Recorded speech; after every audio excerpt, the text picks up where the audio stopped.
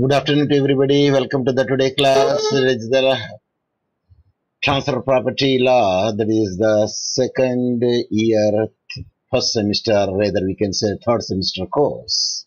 Yes, and I hope that you could see my screen. If you have seen the screen, please read what I posted it so that I could know that you are with me. Yes. Anyone? Sir, Very good. Thank you. Thank you very good much. afternoon, sir. Sir, good Yes, afternoon. yes. Good afternoon. Good afternoon to everybody. Yes, I got the response that you have seen me and you could hear me. I could hear you. Yes, when you are discussing about the last class, when you say that covenants we are dealing it, that is the unit 2, that is the topic 2, that is the covenants, and we did it. What is the covenant in our last class? That means. It is a negative or to do or not to do a particular thing will be made by the agreed by the two parties. Such things are said to be the covenants. And this is the thing. Then we will see how many types of the covenants. When you say the types of the covenants, there is a restrictive covenant is there, and yes, we are discussed the restrictive covenants and implied covenants. These are the things that we studied it. So let me see that what are the other things will come under the, of course, the restrictive covenant is there. Is one of it, what we are going to study it. Then we will study also, yes, let me check it, yes. So this is the thing. And in the last class that we discussed the Tulk versus Moxey, that is the restrictive covenant. What is the restriction that he put it over there? Anyone? In the Tulk versus Moxey, what is the restriction kept by the person who sold the property? Yes? Sir, ఒక garden చుట్టూ ఇల్లు ఉన్నాయి. Garden చుట్టూ ఉన్న ఇళ్ళ మధ్య సర్జరీలో ఉన్నాను sir నేను. Okay. Yes, so now I got the point. Yes. Yeah, the point is here, restriction is you are not supposed to disturb the ornamental garden, and there you are not supposed to construct anything in the ornamental garden. So that is the restriction which is put over there. But the last purchaser, he wants to, what I say, construct something in the ornamental garden, but he filed a case. That's why there is the restrictive covenant, and the restrictive covenant goes with the land. That's what I discussed in our last class. Yes, the doctrine of restrictive covenant, which was established by the leading case of the Tulk versus Moxey and 1848 case law, that is, these are the points that are come out under this case law. Yeah, that the doctrine will apply only to the restrictive or negative covenants. Yes, restrictive means are negative covenants, that is, not to do, not to construct. Number 2, that the covenant must be one restricting or affecting the user of the land. So a person who is user of the land, even though he is the owner of the land, but the restriction is there which will affect it not to construct it in the ornamental garden. Yeah, that is the condition that you put it over there. The third is that the covenantee means the person who receive it. The covenantee must have and continue to have an interest in the subject matter of the covenant. Yes, a covenanter, he keeps the covenant. A covenantee, who have to accept the covenant or agree to the covenantee. Agree to the covenant is called the covenantee. And he should continue it and give the respect to the covenant which is put it over by the covenanter. The fourth one is that the remedy is not a remedy at law by way of specific performance under the species of the implied privity, but a remedy is equity by injunction against the violation of the covenant. So here the injunction will be given, that is the injunction not to construct on the ornamental land. That is what held in the Tulk versus Moxey case law. So that is the restrictive covenant. That is the type of the one of the type of the covenant. The next type is affirmative covenant. That is a positive covenant. So an affirmative covenant is an agreement between the transferor and the transferee. But here we can say covenanter and covenantee also, whereby the transferee affirms or takes to do something. An affirmative covenant don't run with the land. So in affirmative covenant, generally it will not run with the land. Let me see that how it can work. The affirmative or positive burden on the covenanter. So it is the burden of the covenanter itself. It is not enforceable by law. So we will see that what is that what. So illustration, if you could see it. Yes, pay attention to what I am reading, and I will ask you in the middle also, or at the end of this illustration. A person, A sells 1,000 square yards to B. Means land here. 1,000 square yards of the land to B. A imposes a condition that is imposes that B should not construct a petrol bunk or welding shop. These are the two things that he made it. What is the condition? B should not construct a petrol bunk or welding shop. A has no other land, any other interest in the said land or in the vicinity. He doesn't have any other land, or he enjoying any other benefit adjacent to the land. So this condition is an affirmative or personal covenant. It does not run with the land. Hence, A cannot sue B to implement the covenant. Why A cannot sue the B for implement the covenant? The reason is, it is a petrol bunk or the land which he sold is not very near to the vicinity of his land, where he could not enjoy his land, like ventilation, aeration, and what I say, fresh air. So all those things. At that instance, he should not put the condition that you are not supposed to construct the petrol bunk or welding shop. Okay, we can keep it at that instance when he is having a house very near to that one, number one. Number two, if he is having a textile factory or the cotton factory, manufacturing factory, at that instance, his cotton will be going to be burnt by the welding shop. And the next is, there is a possibility of this petrol bunk, if anybody ignites the light, ignites the matchstick, so there will be the combustion would be there. If such a thing would be there, when the vicinity, then he can put such a condition. But if there is no vicinity, his land is there, at that instance, even the affirmative conditions will not go with the land.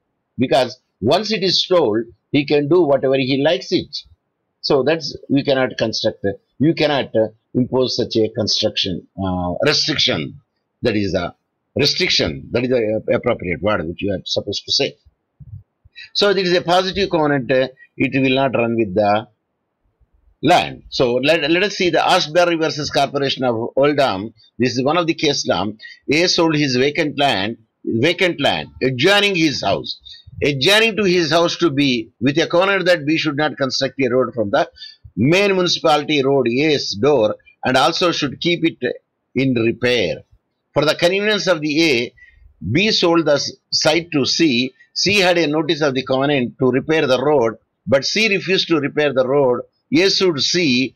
The Court of Appeal held that repair covenant would not be enforced against C. The covenant between A and B was purely a positive covenant. It was not for the beneficial enjoyment of the land, therefore it cannot be enforced. If it is not the beneficial enjoyment of the covenantor, at that instance, whatever the restriction he put it over there, that is not the binding one. Suppose the covenantor will feel the enjoyment of the, or will discomfort for the enjoyment of his land because of the covenant which is put it over, not to construct, not to do this thing, not to make this thing. At that instance, yes, that can be enforced, that goes with the land. But a positive covenant that you have to keep the road clean, it is his way that if he wants to keep it, he can keep it. If he doesn't want it, he doesn't want to keep it. So that is the thing where he can make it out. So that is clearly written. A positive covenant cannot be enforced. It will not go with the land.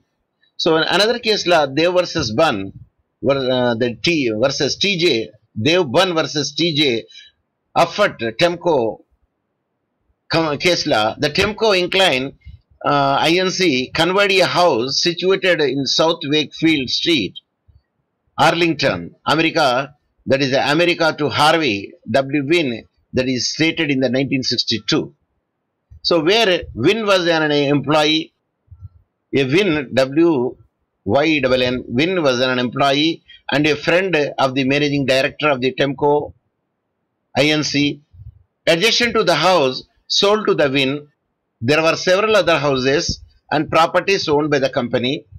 The managing director had included a clause in the instrument that Win and his family members may use swimming pool of the company.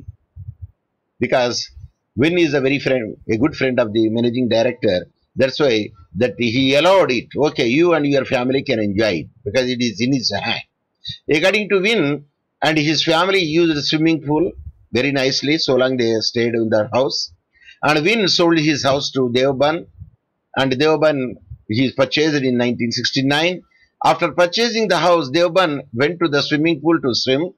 The officers of the company objected. Deoban sued the managing director, contending that he had easementary right to swim and his predecessor enjoyed the right. So he thought that his predecessor enjoyed the right, hence he would be having a right, because when he purchased the property at that time, now he will become an inhabitant of that house, then he will be entitled for the swimming.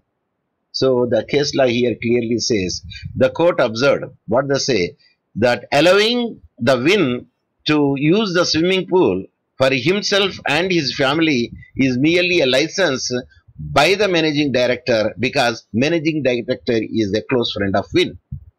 It doesn't mean that the same license will be given to the other people, those who purchase the house.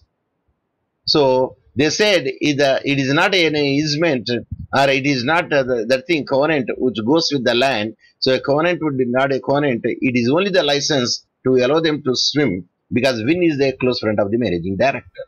The court observed that the right to swim given to the Win was purely personal by the managing director, because Win is a very close to the managing director. He is a close friend. It was a license. So neither it was an easement nor a covenant.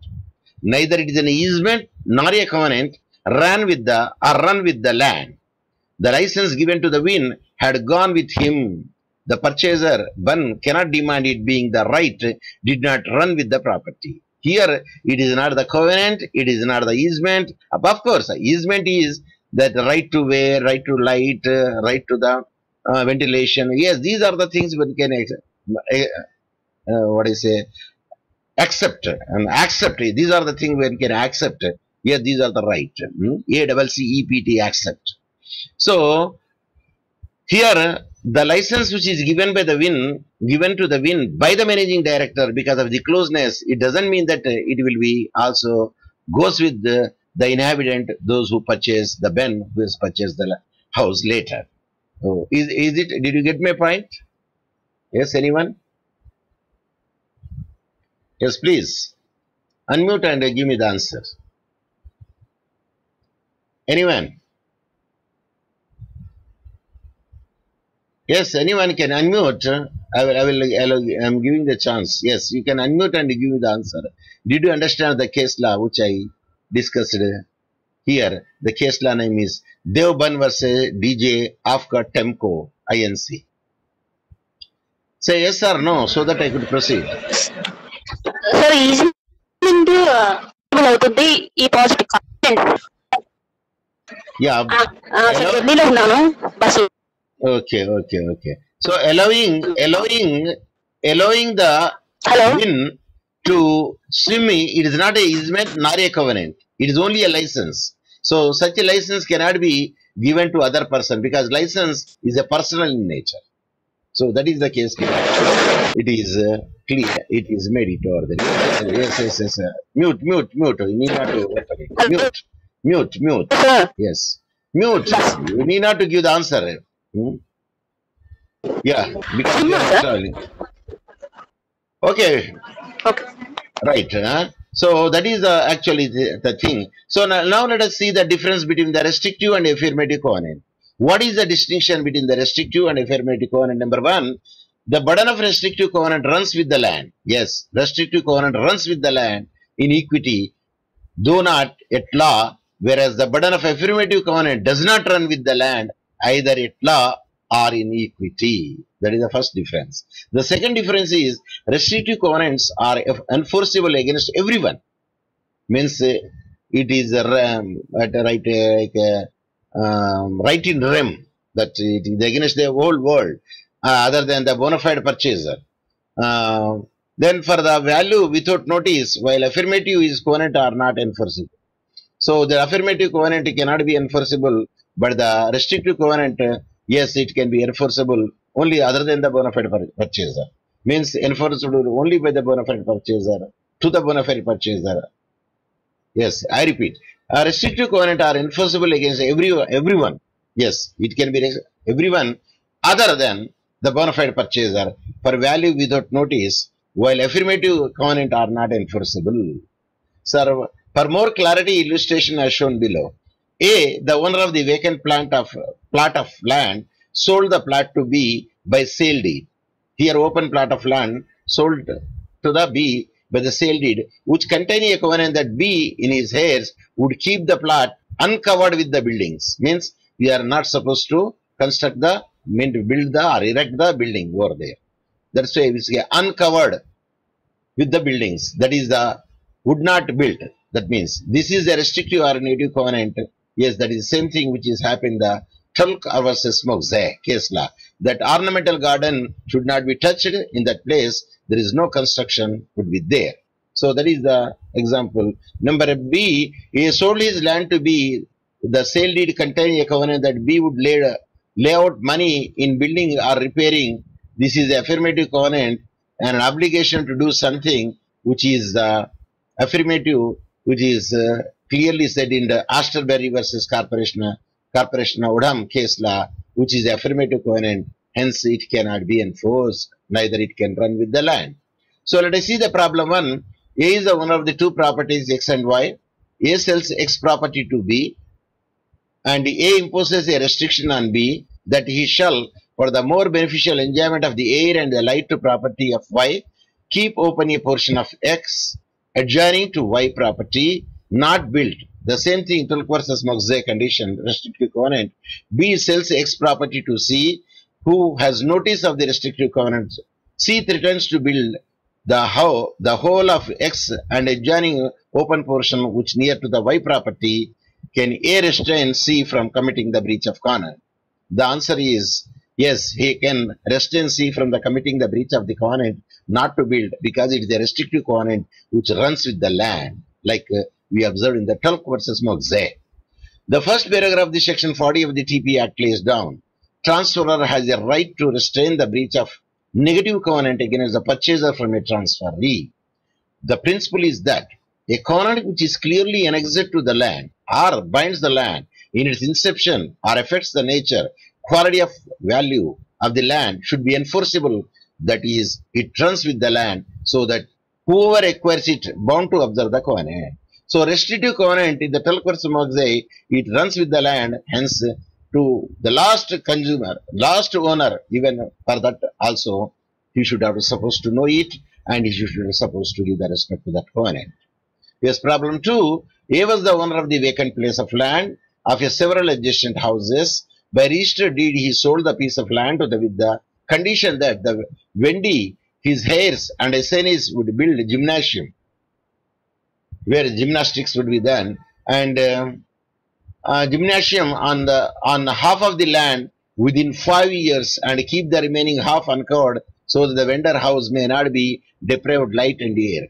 But subsequent transfer, the land passes to C.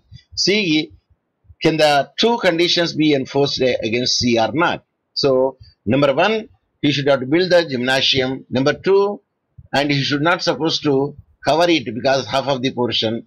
Not covering is a restrictive covenant, hence it can be enforced. But building the gymnasium is a positive covenant, so it cannot be enforced. That is what we will see in the solution.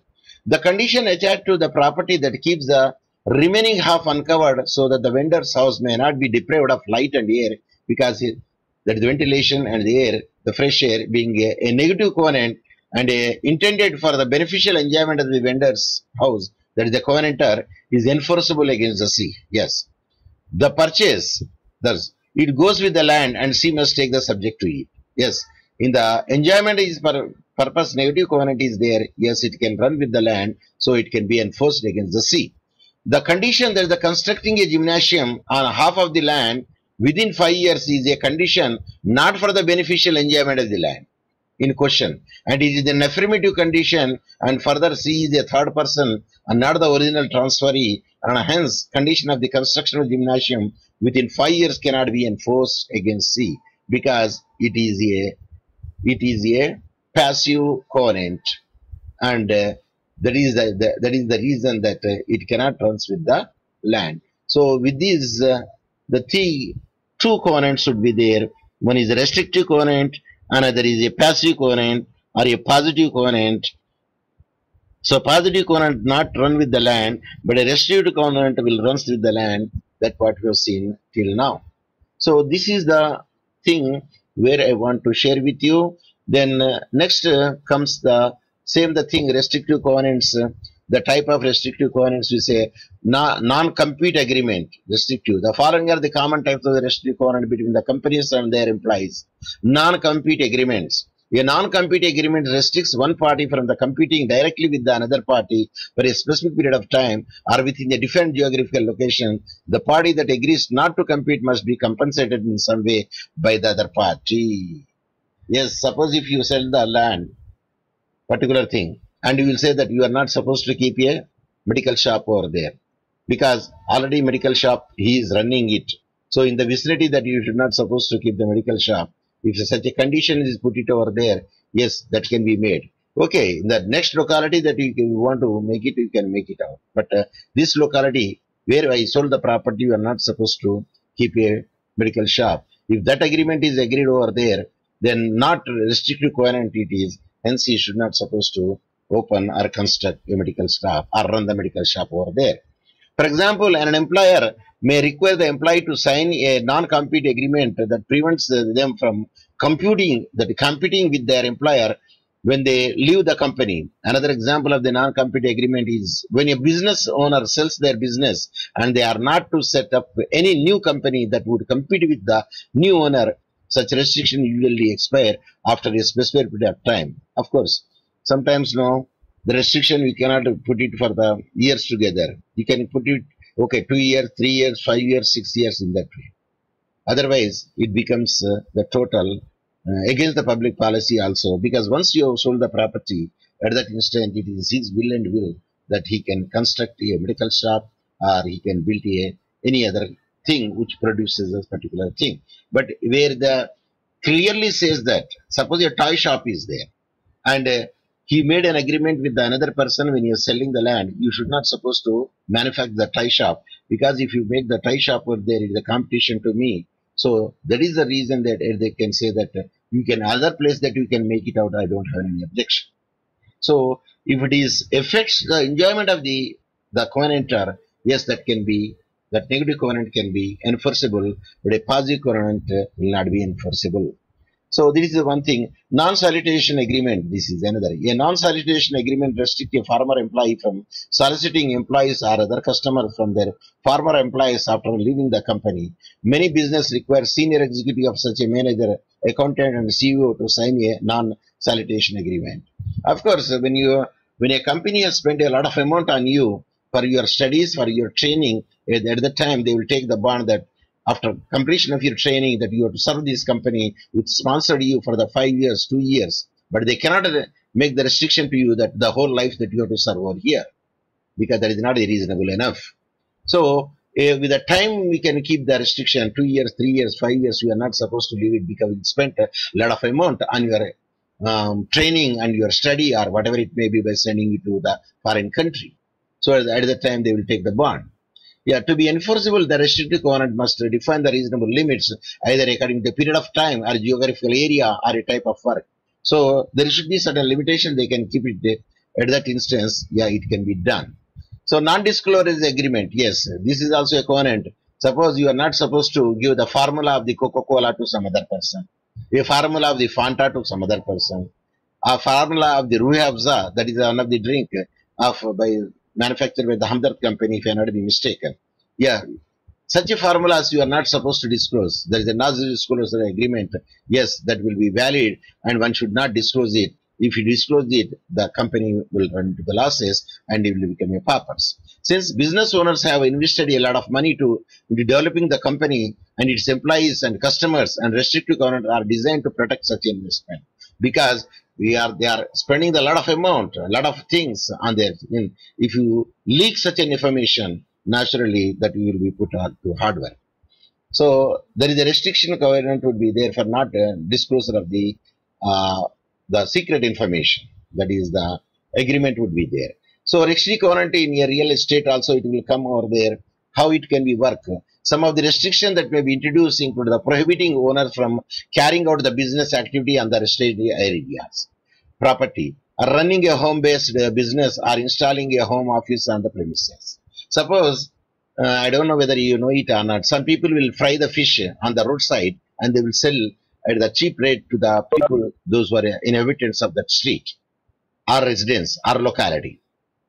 Even though she is not charging more, because if the same fish, if you will eat it outside, they will charge more because they will have their taxi and workers and many other things. So a lot of expenditure will come over there. But this lady will sell it with a cheaper rate, and their daily evening only they will keep it, and that is useful for the other customer at the cheaper rate. Whether she can run the shop or not, then the question comes over there. If you run the shop, that the stinky smell of the fish will come to the residents of that area. Hence, there she is creating a nuisance over there.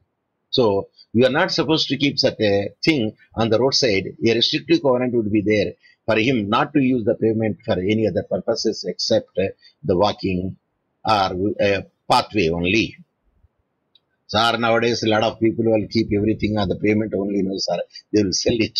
Yes, in the evening time you will see it, no, on the roadside. You can see even the vegetables also the people are selling by keeping on the roads. Yes, have you observed any time? Yes, anyone? Narendra Raju garu కొంచెం unmute చేసి మాట్లాడండి sir. Yes, sir, I observed, sir.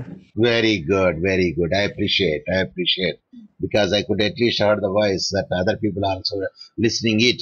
So there the question comes over there. Even the restrictive covenant in a real estate also one can keep it over there. Yes, one can keep it, not to use it for that purpose. A restrictive covenant in the real estate exists to prohibit the use of the property in a certain way the tenants or homeowners or other occupants. Such restriction often exists in granted communities and condominium developments. Many of the restrictions are often focused on preserving the certain style, appearance, or functionality of the community. Yes, they can keep it out. Even sometimes, no, they will not allow even the beggars to enter into the street to beg, because they say it is a nuisance will be created over there. And one way. Number two, even such a people also take the advantage of entering the houses in the name of the begging, and they will steal the things also. So that is the reason they will put the CCTVs in the residential localities also. I don't know whether any locality in the Khammam where the CCTV is there. In Rotary Nagar. Anyone? Temple, Yes. temple is there, sir. In temple, No, in no. Rajarajeshwari temple is there, sir. Okay, that is CCTV is there. In temple it is there. Yes, sir. I am speaking Temple about the street. I am speaking about the street. No, sir. Yeah, no, yeah, no, yeah. sir. No. No, in the many places, like if you see, if you know anybody in the Haramkonda or Varangal, even Advocates Colony is there. One colony, they are having the CCTV. If a person enters into, his image will be taken. Suppose if he goes to the road number 2, road number 3, road number 4, whatever the roads goes, there are CCTVs are there, so they will monitor it, who he entered and where he is going and which line he is going. And suppose if you are of course, this is my observation I am showing to you. And suppose if you are a Toli Chowki area, in that area, and especially Nizam, that is Al Hasnath colony is there. At that colony is having the CCTV cameras. Even I am staying in the Brindavan colony, but I did not observe the CCTV cameras over there. So what I want to say is, yes, they can keep the restriction to see the other people not enter over there, number one. And they also make it out, certain thing, if they get the doubt, they will check that security guards are there for the street. They will check you on whose house that you want to go. And they will come to that house and ask him whether he knows you or not. So sometimes when the doubt comes over there. So it is a precautionary method. So restrictions for the real estate. What I want to say. So it depends upon the style of living and appearance and the functionality of the community. So some of the restrictions that may be introduced include the prohibiting owner from carrying out business activity on the residential property. Yes, in the residential property, you are not supposed to make it out. For instance, you take the multinational, multi-story buildings. Even the cellar should be given as a cellar only. It should not be given for the running the business or opening the shops in the cellar, because it will restrict it, because people will suffer a lot. The cellar should be used as a cellar itself. Of course, a room or two would be there for the night watchman to stay. Yeah, that would be there, but not in the front side. All the things should be given to the business. For the back side, it is only the what is a cellar, or for parking purposes. At that instance, people will make the objections. No, no construction, because cellar means cellar. There are no shops at all, except one or two rooms for the night watchman. It can be allowed, because all the vehicles should be where they kept. Two-wheelers, three-wheelers, and everything would be there. If they sell it and make it out and give this man, this is for the business purposes, then naturally that he will be enriched more, the builder. So that was the idea would be there. So prohibiting the owner from carrying out the business activity on the residential property. Yes, running a home-based business. Even in the multi-story buildings or in the flat system, you cannot, like I told you, frying the fish and selling to the public. Because it's a residential area, you should not supposed to make it. There is a restriction is there. The covenant would be there. You should not use it as a public place, and you should not make it particular. Even the outsider vehicles are not allowed inside the what I say multi-story buildings, means flats. Did you observe? There is a notice is there. Outside vehicles are not supposed to get inside. Yes, So sir. that is the restriction. They will keep it out, and that's why even myself also go to the somebody's flat. I will keep my vehicle outside. Then we will go inside. So that is the thing. So running a home-based business also restriction is there, or installing a home office on the premises. Yes, you cannot use the home office in the premises, which is purely for the residential locality. Suppose the business is there, and if all the families are given, at that time you are not supposed to give the one flat to the bachelors, because all people are families having the family. Only family member should have to stay. Suppose if you are giving for the rent also. Otherwise, no, these bachelors, they may create the nuisance over there. So that is the problem. They want to make it out. So the prevention is better than cure. That's what I want to say. The restrictions on the real estate may also be in the form of the architectural guidelines. The developer or seller of the property may limit the renovation plans that would substantially alter the original appearance of the property. For example, homeowners may be restricted from expanding the garage or from increasing the total square footage of their home beyond the set maximum limit. The intention is to maintain some uniformity in regard to the things such as the basic color scheme and appearance of the property in the neighborhood. So radical alterations might have a negative effect on the property values, thereby harming the other homeowners in the community. So even such are also restrictions that we can keep it out. So whenever the original homeowner sells the property, the restrictions are passed on to the subsequent owners. Yes. If we are selling the property to the somebody, the same restrictions will be applied to the new owner also. Any violation of the property guidelines can result in a lawsuit and fines. Therefore, it is important when you are purchasing the property in a development to make sure that you are aware of whatever the homeowners association or other restriction exists over there.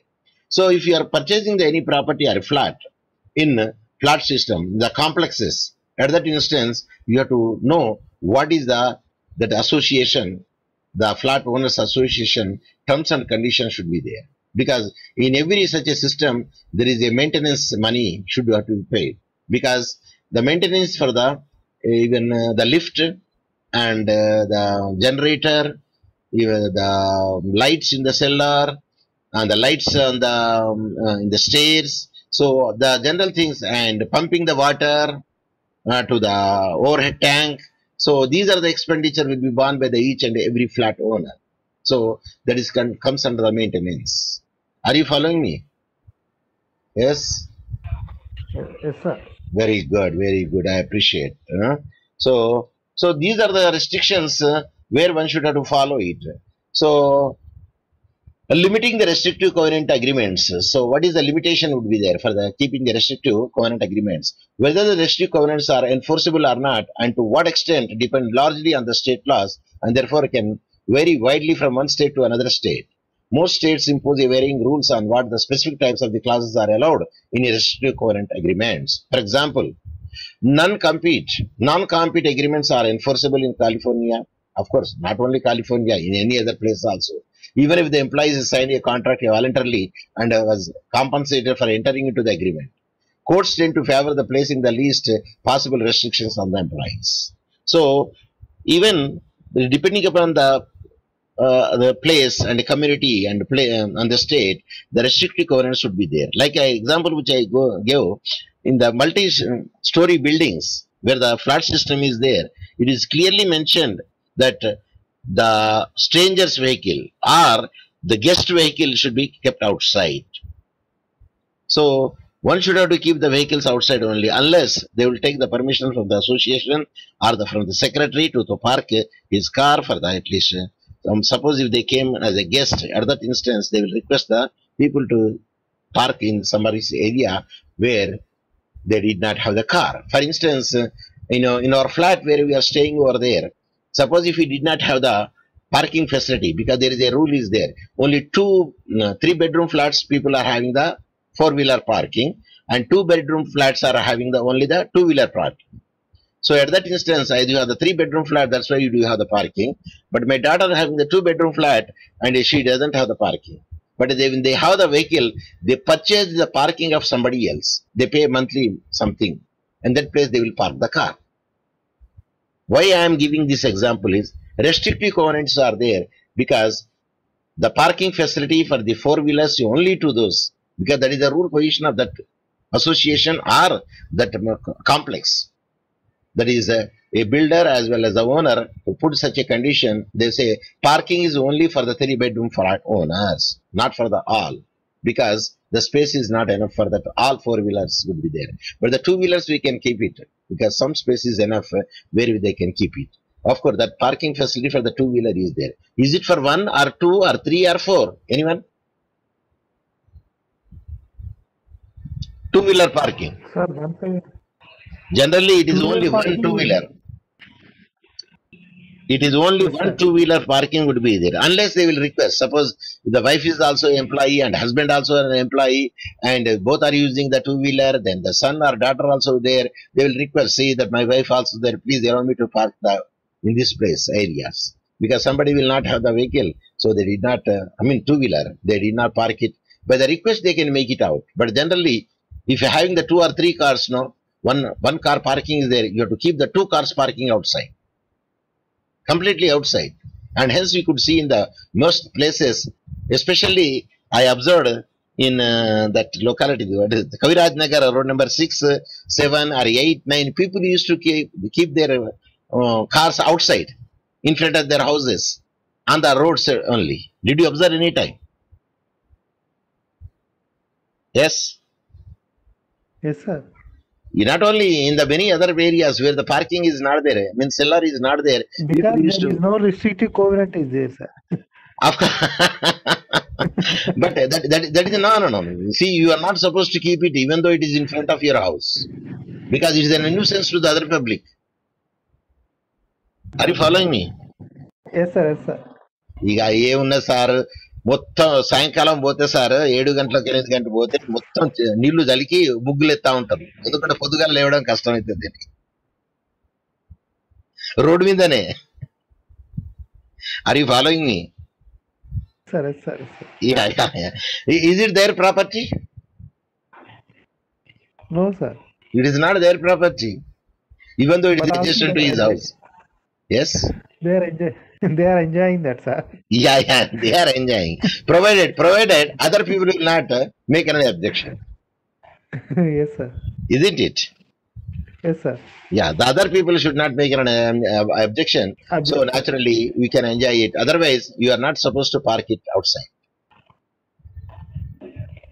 Because generally they say, because okay, because there is no suppose and there is no sense for the other people, let them keep it.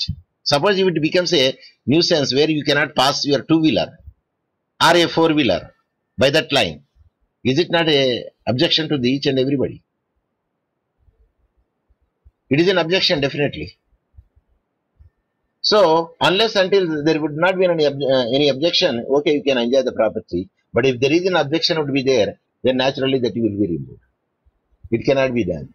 Payment is there not for the selling the goods by the vendors, hawkers. Payment is there. It is to walk. The pedestrian should have to walk on the pavement, that the passerby.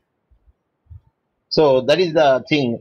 But people see when the police also they cannot make it out. I don't know because this is a recorded one. I'm not supposed to say anything.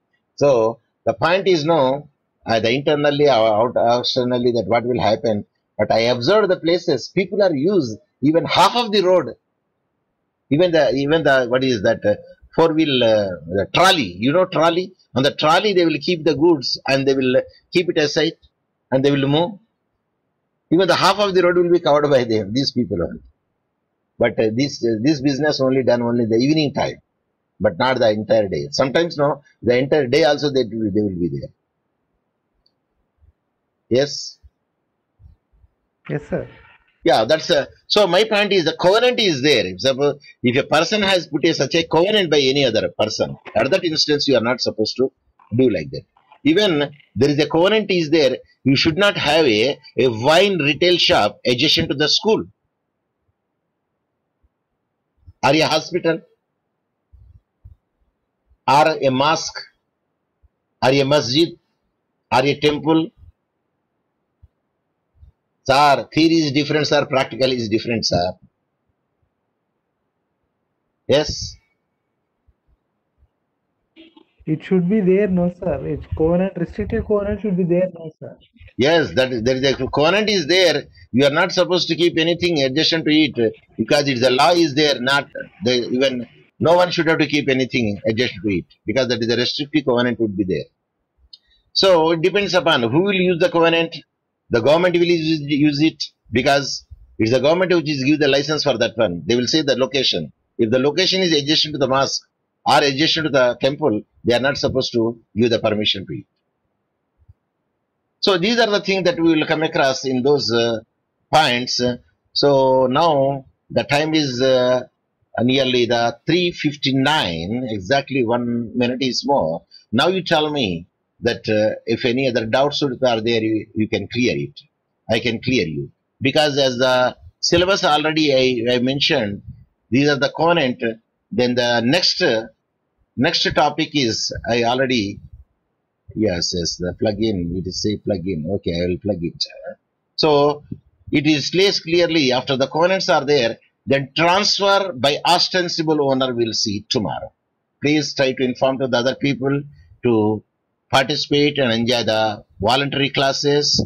And if one student also comes over there, I am ready to take the class. That is my principle. Okay. So with this, I would like to stop it and we'll meet again the 3:15. Doctrine of ostensible owner will study in the tomorrow class. Okay, bye. And now I will end my class.